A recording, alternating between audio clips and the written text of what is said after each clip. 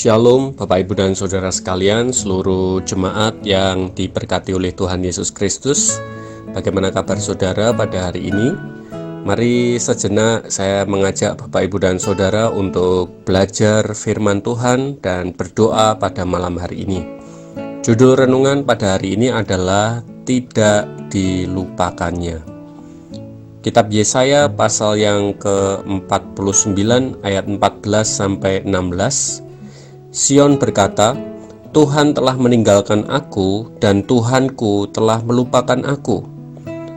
Dapatkah seorang perempuan melupakan bayinya, sehingga ia tidak menyayangi anak dari kandungannya?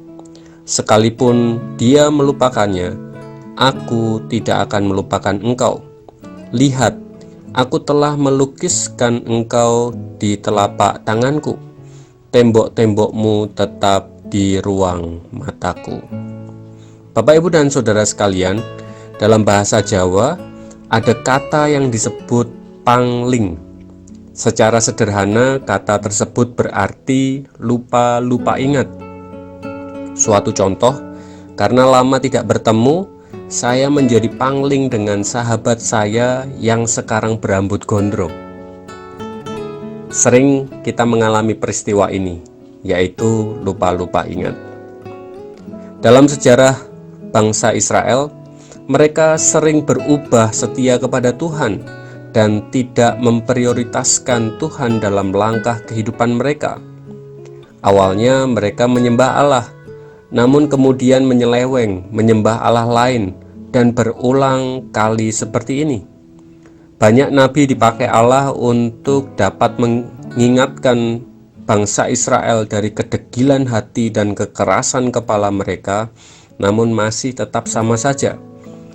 Bahkan Allah sendiri menegur dan memperingatkan dengan begitu keras kepada Israel melalui penjajahan bangsa lain yang begitu berat. Dari ayat yang kita baca hari ini, kita bisa mengetahui ada penyesalan yang muncul atas perbuatan dosa yang telah dilakukan. Bukan hanya penyesalan saja, bahkan keputusasaan dinyatakan bahwa Tuhan telah meninggalkan dan melupakan Israel. Benarkah Allah melupakan dan meninggalkan umat yang telah dipilihnya sendiri?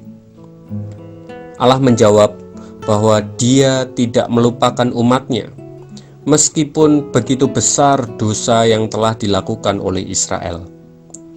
Allah menuliskan Israel di telapak tangannya sebagai bentuk kasih yang begitu besar atas mereka, meskipun Israel telah berulang kali menyakiti hati Allah.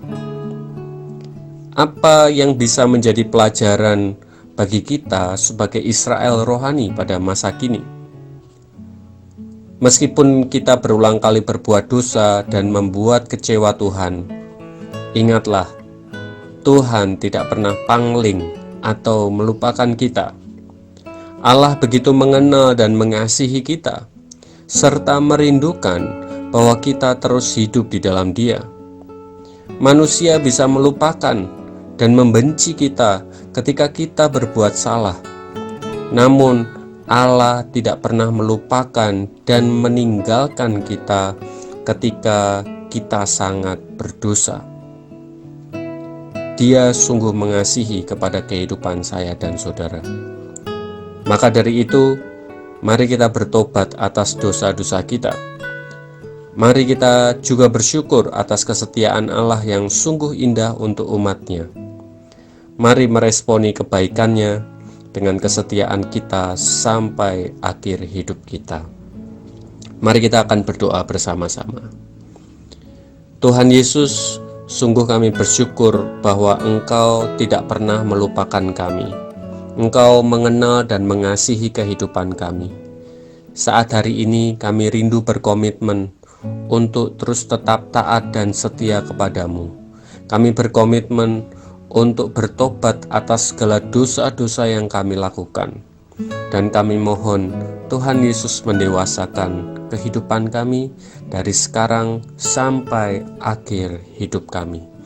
Terima kasih Tuhan Yesus. Di dalam nama Tuhan Yesus kami berdoa. Amin.